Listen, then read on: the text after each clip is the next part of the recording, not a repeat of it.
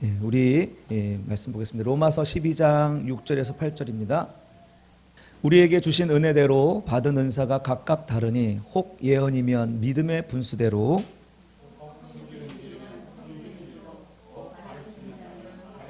같이 읽겠습니다. 혹 위로하는 자면 위로하는 일로, 구제하는 자는 성실함으로, 다스리는 자는 부지런함으로, 긍휼을 베푸는 자는 즐거움으로 할 것이니라.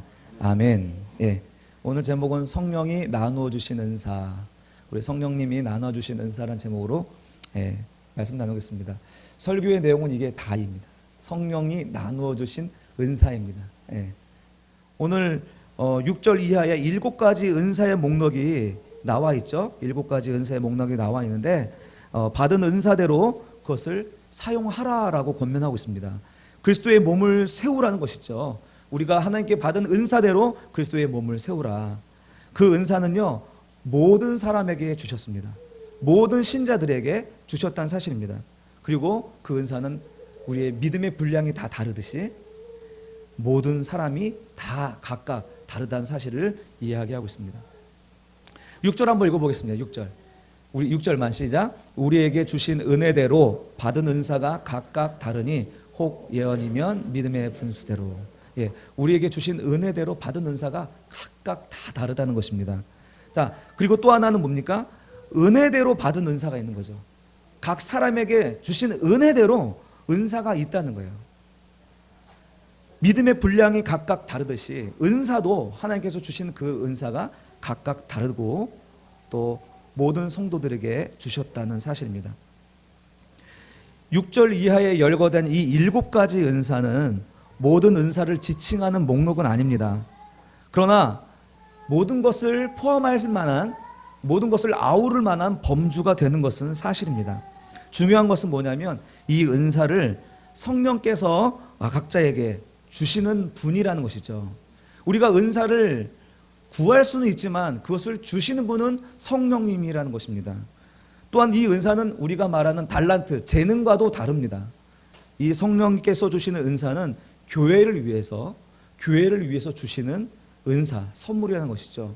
이 교회라 함은 우리 가정을 이야기하기도 하고, 우리 새바람 교회 공동체를 이야기하기도 하고, 그리고 우주적인 공동체, 카톨릭 교회를 이야기하기도 하는 것이죠. 이 성령께서 이 교회를 온전케 하시기 위해 주시는 은사, 바로 성령이 주시는 것입니다. 그리고 그 성령께서 모든 사람들에게 교회의 유익을 위해서 주셨다는 사실입니다. 요에서 2장 28, 29절 볼까요? 그 후에 내가 내 영을, 구약의 선지자죠. 그 후에 내가 내 영을, 성령을 만민에게 부어주리니 너희 자녀들이 장래일을 말할 것이며 너희 늙은이는 꿈을 꾸며 너희 젊은이는 이상을 볼 것이며 그때 내가 또 내 영을 남종과 여종에게 부어줄 것이며. 그러니까 하나님께서 하나님의 백성들, 하나님의 성도들에게, 모든 사람들에게 하나님의 성령을 부어주셔서 각 사람에게 그 은사를 나누어 주시는 주체가 되신다는 것입니다. 그리고 또한 고린도전서 12장 볼까요? 여기는 이제 은사의 장인데, 은사는 여러 가지나 성령은 같고, 직분은 여러 가지나 주는 같으며, 또 사역은 여러 가지나 모든 것을 모든 사람 가운데 이루시는 하나님은 같으니 각 사람에게 성령을 나타내심은 유익하게 하려 하심이라. 어떤 사람에게는 성령으로 말미암아 지혜의 말씀을, 어떤 사람에게는 같은 성령을 따라 지식의 말씀을, 다른 사람에게는 같은 성령으로 믿음을, 어떤 사람에게는 한 성령으로 병 고치는 은사를, 어떤 사람에게는 능력 행함을, 어떤 사람에게는 예언함을, 어떤 사람에게는 영들 분별함을, 다른 사람에게는 각종 방언 말함을, 어떤 사람에게는 방언들을 통역함을 주시나니 이 모든 일은 같은 한 성령이 행하사 그의 뜻대로 각 사람에게 나누어 주시는 것이니라. 아멘. 우리 하나님께서 기쁘신 뜻대로, 그의 기쁘신 뜻대로 각 사람에게 합당한 은사를 주신다는 거예요. 왜요? 그것을 통하여서 교회를 세우기 위해서입니다. 여러분, 은사는 그래서 우리에게 주어지는 것입니다. 그러므로 우리가 우리 본문에서 7가지 은사나 오늘 이 고린도전서 12장에 나와 있던 이 은사들 가운데 우리가 어떤 은사가 있든지 간에 그 은사들을 가지고 힘을 다하여 그 은사를 사용하라라는 것입니다. 사용하라. 교회 이익을 위해서 활용하라는 거예요. 신약 성경은 우리가 은사를 얻기 위하여 무엇을 하라 하는 지시가 없습니다. 은사를 받기 위해서 어떤 행위를 해라 이런 지시가 없다니까요. 그저 위에서 주어지는 것입니다. 하나님의 기쁘신 뜻대로 성령이 충만하여서 예언을 하고 하나님의 뜻을 전하는 일들을 구약에서도 신약에서도 얼마든지 보게 되죠. 더더욱 우리가 은사를 누구에게 나누어 주는 그런 역할들은 있을 수가 없는 거예요. 그렇지 않습니까? 그런데 지금도 성령의 역사의 증거로 방언을 말해야 된다라고 말한 사람들이 많습니다. 성경에 다양한 은사들이 있는데 왜 꼭 굳이 방언을 이야기해야지 성령의 나타남의 증거라 이렇게 얘기하는지 모르겠습니다.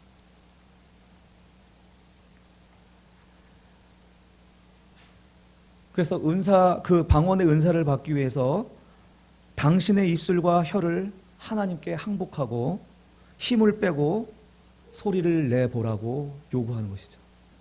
그래서 혀가 꼬이면 성령이 임한 것으로 귀신이 임한 게 아닌가 싶어요. 이게 오래전부터 그래왔어요. 은사주의자들을 통하여서 우리의 입술과 혀를 주님께 항복하고 맡기고 소리를 랄랄 내보라는 거예요. 그래서 이제 꼬여지면 그게 하나님께서 나에게 역사하신 것이라고 얘기합니다. 근데 한 10여 년 전부터는 한 걸음 더 나아가더라고요. 한 걸음 더 들어가서 어떻게 하냐면 사람들을 강단 앞으로 다 불러 세웁니다. 다 불러 세워놓고 지저스라고 이렇게 탁 지저스라고 안 하고 지저스 이렇게 해요. 지저스 이렇게 외치면서 장풍을 불면 이제 그 장풍 아래 사람들이 뒤로 넘어가야지 성령 충만하게 받는 거예요. 안 넘어지면 교만한 것이죠. 그 사람들에게 동일하게 요구를 합니다. 모든 힘을 빼고 모든 중력을 하나님께 맡기라는 것이죠. 여러분 모든 중력을 빼고 서 있으면 여러분 자빠집니다. 이게 무슨 짓이죠? 은사를 생산해내고 은사를 만들어내는 일들이 한국교회 안에 있어요. 오늘 제목이 뭐였습니까? 성령께서 은사를 주시는 것입니다. 성령께서 은사를 주시는 거예요. 은사는 우리가 만들어내는 것이 아니라 은사는 성령께서 우리에게 교회의 유익을 위해서 각 사람에게 그리고 모든 사람에게 주시는 것입니다. 어떤 사람에게는 이것이 두드러지게 나타나게 보일 수도 있어요. 특별히 예언의 은사를 가지고 말씀을 전하는 목회자는 항상 여러분들 앞에 서서 말을 하니 그 은사가 두드러지게 나타나게 보일 수 있습니다. 그러나 섬기는 사람들의 은사는 어떻습니까? 그게 두드러지게 나타납니까? 잘 보여지지 않고 드러나지 않기 때문에 없는 것입니까? 그렇지 않아요. 성령께서 말씀하시는 그 모든 은사들 믿는 성도들에게 다 주어졌습니다. 그것이 드러나는 정도가 다를 뿐 그러나 하나님 앞에서는 그 경중, 그 가치의 무게가 다르지 않다는 것입니다. 중요한 것은 뭐라고 했습니까? 순종이며 충성이라고 말씀드렸잖아요. 우리에게 요구하는 것은 성공이 아니고 유능이 아니고 하나님 앞에서 충성하는 것입니다. 충성. 기독교에서 순종과 충성을 강조하는 이유가 여기에 있는 것입니다. 성령의 은사는 기도원에서 획득되는 은혜가 아닙니다. 40일 금식으로 받아내는 능력이 아닙니다.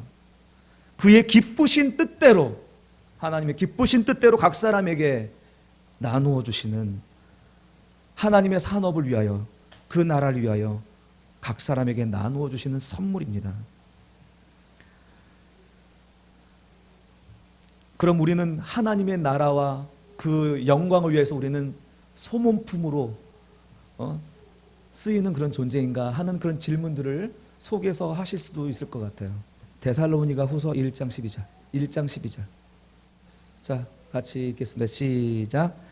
우리 하나님과 주 예수 그리스도의 은혜대로 우리 주 예수의 이름이 너희 가운데에서 영광을 받으시고 너희도 그 안에서 영광을 받게 하려 함이라. 아멘. 하나님께서는 각각 은사를 주셔서 그 교회를 세우고 그 교회를 통하여서 하나님께서 영광을 받으시고 그것으로 끝나는 게 아니고 하나님께서 받으신 그 영광을 또 우리 가운데서 우리가 그 영광을 받게 하시려고 우리를 부르시는 거예요. 그러니까 우리는 동업자로 부르시는 거죠. 하나님의 영광을 위하여서 우리도 같은 일을 하는 자로 부르시는데 그 모든 일은 다 하나님이 하시는 거예요. 우리가 자리만 지키면. 자, 우리 잠언 4장 8절에서 9절 말씀. 그를 높이라, 그리하면 그가 너를 높이 들리라. 만일 그를 품으면 그가 너를 영화롭게 하리라. 그가 아름다운 관을 내 머리에 두겠고 영화로운 면류관을 내게 주리라.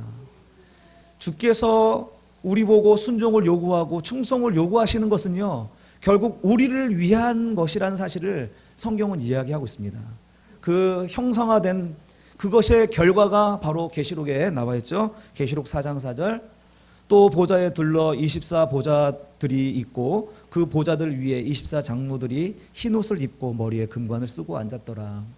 지금 그 모든 시험과 환난을 통과한 성도들에게 그 왕좌를 허락하시고 그 머리 위에 면류관을 씌워주신 것이죠. 방금 읽었던 잠언의 이야기처럼 그를 영화롭게 하고 그에게 면류관을 씌워주시는 주실 것이라는 그 말씀이 계시록 4장에서 성취가 되고 있는 것입니다.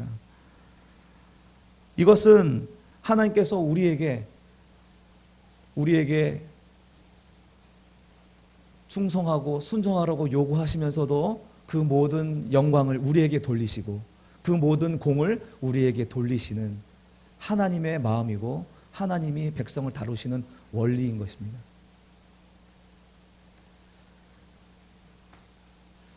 사무엘상 30절에 보면요, 다윗이 시글락에 숨어 살 때였습니다. 사울의 눈을 피하여서 시글락에 숨어 살 때 이제 시글락의 백성들이랑 같이 어울려 살았죠. 그런데 이제 그 블레셋을 공격하려고 나갔다가 돌아와 보니 아말렉이라는 나라 족속이 와서 그곳을 다 불태워버리고 어린아이들과 여자들을 다 모조리 끌고 간 거예요. 그래서 그 다윗이 600명을 데리고서 그를 뒤쫓아가서 그것을 찾아오려고 뒤쫓아갑니다. 그런데 가다가 200명이 지쳐가지고 이제 시내, 부솔 시내라고 하는 그 시내를 건너지 못하고 이제 400명만 가게 됩니다. 400명이 가서 그 아말렉을 치고 그리고 빼앗겼던 것들을 다 찾고 그리고 그 전리품을 어마어마한 전리품들을 챙겨갖고 돌아오는데 이제 사람들이 그러죠. 거기 있었던 200명, 전쟁에 참여하지 않았던 200명에게 이 전리품을 나누어 줘서는 안 된다. 그들이 빼앗겼던 처자와 집기만 돌려줘야 된다. 이렇게 얘기할 때 다윗은 이렇게 얘기합니다. 다윗이 이르되 나의 형제들아, 여호와께서 우리를 보호하시고 우리를 치러 온 그 군대를 우리 손에 넘겼은즉 그가 우리에게 주신 것을 너희가 이같이 못하리라. 이 일에 누가 너희에게 듣겠느냐? 전장에 내려갔던 자의 분깃이나 소유물 곁에 머물렀던 자의 분깃이 동일하다. 이렇게 얘기합니다. 이것은 언제나 하나님의 나라의 백성, 하나님의 나라의 원리는 동일합니다. 구약이나 신약이나 오늘 우리에게나 하나님께서는 공동체적으로 우리에게 역사하시고 공동체적으로 말씀하셔요. 우리가 잘 아는 이야기죠. 고린도전서 4장 1절에서 2절이죠. 사람이 마땅히 우리를 그리스도의 일꾼이요 하나님의 비밀을 맡은 자로 여길지어다. 많이 보았죠. 하나님의 비밀을 맡은 자로서 우리가 그리스도의 일꾼이라고 이야기하고 있습니다. 그래서 일꾼이라고 번역되어 있는 헬라어가 뭐라고 했습니까? 휘페레테스 기억나시나요? 네, 휘페 아래 레테스는 이제 그 노 젓는 노예를 얘기하는 거예요. 그러니까 배 밑창에서 노를 젓는 자가 여기에서 말하는 그리스도의 일꾼으로 이야기하는 거예요. 배 밑에서 뭘 하겠습니까? 전쟁을 수행할 때 배 밑에서 열심히 노예는 노를 젓습니다. 가다 서라 하면 그 명령에 맞춰서 서야 되고 속도를 빠르게 하기도 하고 느리기도 합니다. 이것이 배 밑에서 노를 젓는 노예, 그 일꾼을 가리켜서 그리스도의 일꾼이라고 얘기하는 거예요. 우리가 바로 그리스도의 일꾼이고 우리가 마치 그와 같은 자라고 얘기하는 거예요. 그런데 어느덧 이 배가 전장에서 승리를 합니다. 승리를 한 그 대장군이 내려와 가지고 이 배 밑에서 노를 젓던 자들과 더불어 영광을 누리는 것이죠. 이것이 하나님의 마음이고 교회를 향한 하나님의 원리입니다. 하나님은 공동체적으로 우리에게 역사하시고 그리고 그 위에서 누렸던 그 모든 영광과 그 승리를 함께 누리는 것입니다. 우리는 그래서 우리가 맡겨진 그 자리에서 그것이 배 밑에서 아무것도 보이지 않고 어떻게 진행되는지 잘 알지 못한다 할지라도 우리 주어진 상황 가운데 말씀에 순종하고 충성하고 그 자리를 지켜내는 것, 그것이 우리에게 요구되는 것입니다. 이처럼 은사는요, 성령께서 각 사람에게 기쁘신 뜻대로 나누어 주신 것입니다. 그러므로 우리가 해야 될 일은 무엇입니까? 그 기쁘신 뜻이 무엇인지를 아는 것이죠. 하나님이 우리를 향한 기쁘신 뜻이 무엇인지, 그분이 어떤 분이신지, 그분의 마음이 무엇인지, 그분의 성품이 어떤 것인지 우리가 성경을 통해서 알게 될 때, 그때 우리는 하나님께 복종할 수가 있습니다. 하나님께 온전히 나를 넘겨드릴 수가 있는 거예요. 중요한 것은 우리가 하나님을 아는 것입니다. 그러면 하나님이 교회를 위해 내게 하라고 하신 것이 무엇인지 알게 하실 것이고, 또 교회 유익을 위해 할 수 있는 일이 무엇인지를 명확하게 우리 마음속에서 깨닫게 하실 것입니다. 그때 우리가 해야 될 일은 순종하는 것입니다. 예민하게 그 말씀을 듣고 반응하는 것입니다. 때로는 하나님께서 우리에게 무엇을 주셨는지, 어떤 은사를 주셨는지 잘 알지 못할 때가 많습니다. 그러나 중요한 것은 우리가 현재의 삶을 살아내는 것입니다. 그러면 하나님께서 그의 현재 삶 속에서 그것을 통하여서 우리를 사용하시고, 그것을 통하여 또 하나님의 능력을 나타내기도 합니다. 성경에 이 사사들이 등장한 시기가 있었죠. 사사들이 어떤 사람입니까? 공통적으로 그들은 부족하고 연약한 자들이었습니다. 예를 들어 삼갈이라고 하는 사사는 그냥 목동에 불과합니다. 양치는 목동, 양치는 목자에 불과합니다. 그가 가지고 있었던 것은 지팡이 하나뿐이었습니다. 그가 하나님께 부름을 받고 하나님을 알고 하나님의 마음을 알고 하나님의 뜻을 알게 될 때, 그가 가지고 있는 지팡이는 하나님의 손이 되었습니다. 그가 그 지팡이를 통하여서 이방인들을 무찌르게 되는 것이죠. 또 그 가운데 또 사사 에훗도 마찬가지죠. 에훗은 왼손잡이다라고 표현하고 있습니다. 성경에서 왼손잡이다라고 얘기할 때는 병신이라는 얘기예요. 병신, 손을 쓰지 못하는 병신. 그가 그 연약한 상태에서 자기 삶을 살아옵니다. 열심히 살아옵니다. 그러다가 하나님을 만나고 하나님의 뜻을 알고 하나님의 뜻을 알게 되자 그의 약점이 강점이 되어서 그 약한 몸 때문에 자기를 괴롭히는 그 모압의 왕 앞에 나아갈 수가 있었고, 자기 쓰지 못하는 이 장애 때문에 왕 앞에 의심 없이 나갈 수 있게 되었던 것이죠. 그리고 오른손을 들어서 칼을 빼어 그를 찔러 죽이게 됩니다. 암살을 하게 되는 것이죠. 그래서 이스라엘의 구원을 가져오게 됩니다. 여러분, 우리가 현실의 삶 속에서 우리의 은사가 무엇인지 모릅니다. 그러나 분명한 것은 매일의 삶 속에서 또는 중요한 어떤 현저한 은사를 우리에게 주실 때 하나님은 우리 가운데 말씀하십니다. 그것이 세미한 음성으로 또는 확실한 어떤 환상으로 보여질 수가 있습니다. 중요한 것은 우리가 하나님께 늘 깨어 있어야 된다는 것이죠. 하나님께서 조용히 우리의 마음속에 말씀하실 때 외면하지 말고, 꿈으로 우리에게 계시하실 때 외면하지 말고, 하나님께서 우리에게 하라 하신 그 일을 감당할 때 우리의 은사는 더 명확하게 나타나게 될 것입니다. 여러분, 하나님을 아는 것이 나를 아는 것입니다. 하나님을 알 때 나를 하나님께 온전히 드릴 수 있기 때문입니다. 여러분, 조직신학은 5개의 책으로 되어 있는데 그 첫 번째가 신론입니다. 그 이유는 하나님을 바로 알 때 이것이 전제가 되어야지 우리 인간을 아는 거예요. 그 두 번째가 인간론입니다. 이것은 그냥 우연히 배치한 것이 아니라 우리의 인간은 하나님을 바로 알 때 나 자신을 알 수 있고 사람을 알 수 있기 때문에 신론을 늘 앞세우는 것이죠. 사랑하는 성도 여러분, 하나님을 알 때 비로소 모든 것이 명확해지는 것입니다. 우리 다 같이 호세아 6장 3절 읽어보겠습니다. 시작. 그러므로 우리가 여호와를 알자, 힘써 여호와를 알자. 그의 나타나심은 어김이 없나니. 이게 임하시리라 하니라. 아멘. 예.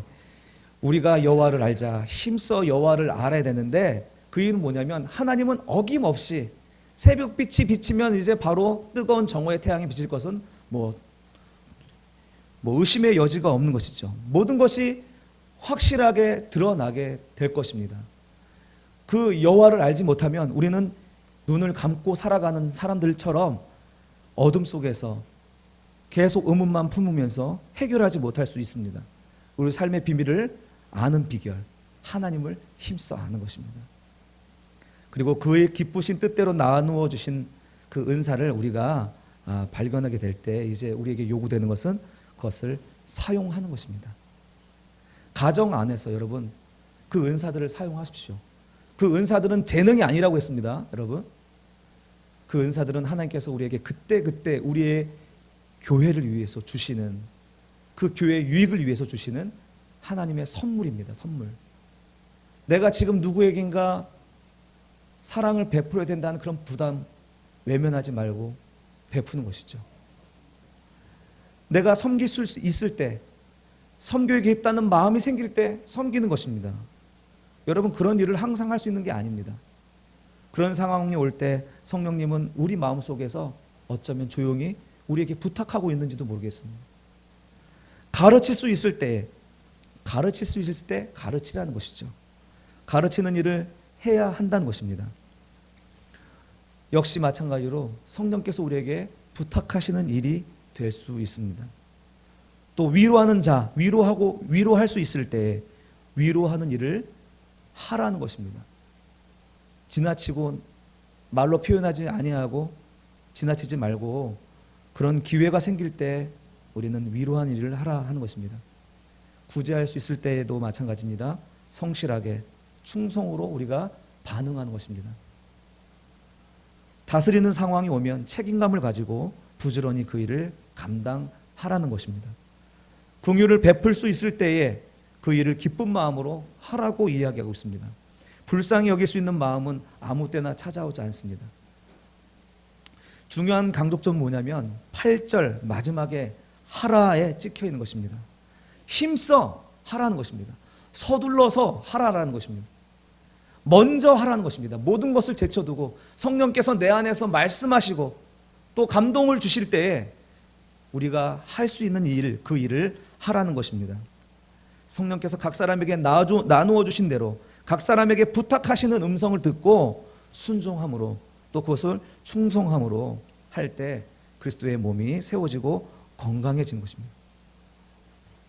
우리 교회가 그렇게 세워지기를 주님의 이름으로 축복합니다.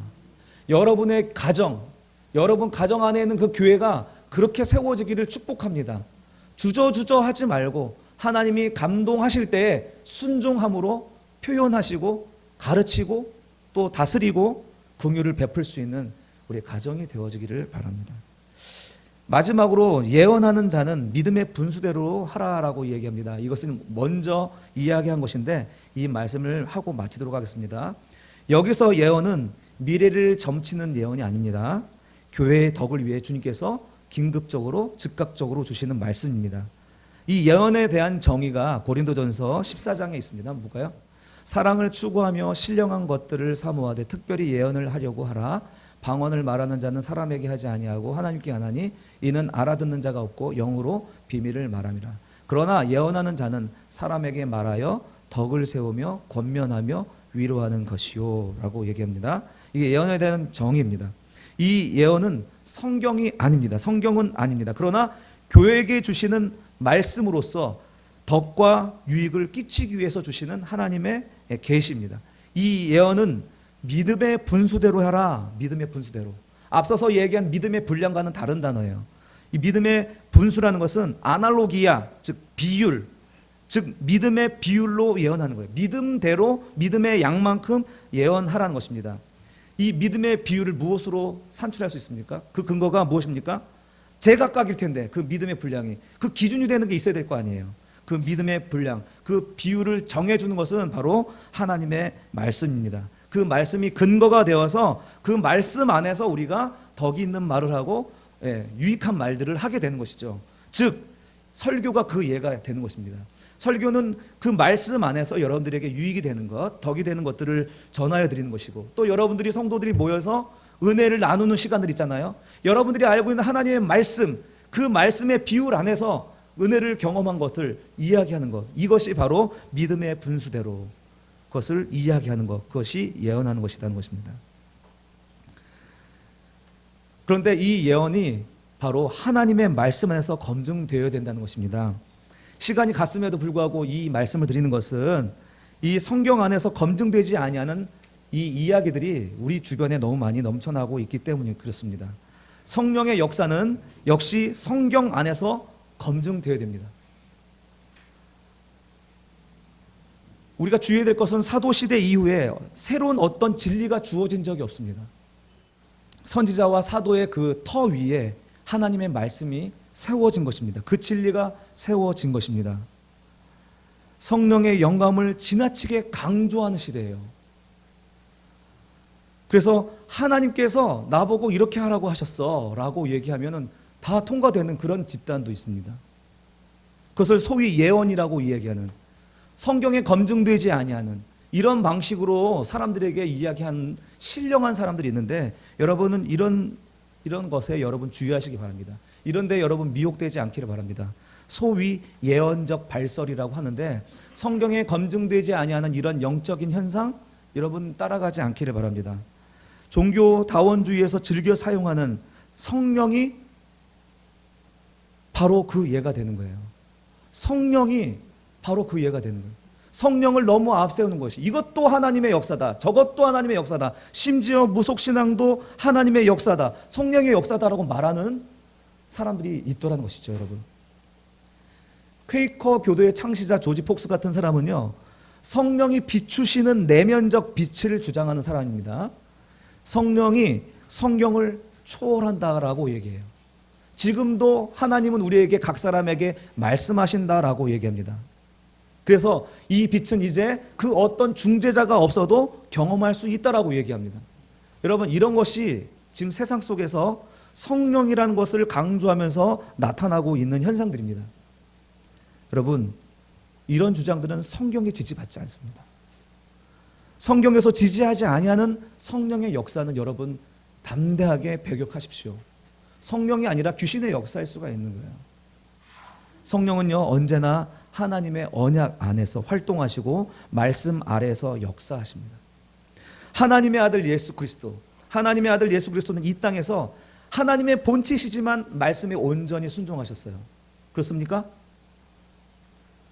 성경 안에서 철저하게 율법 아래 복종하셨습니다.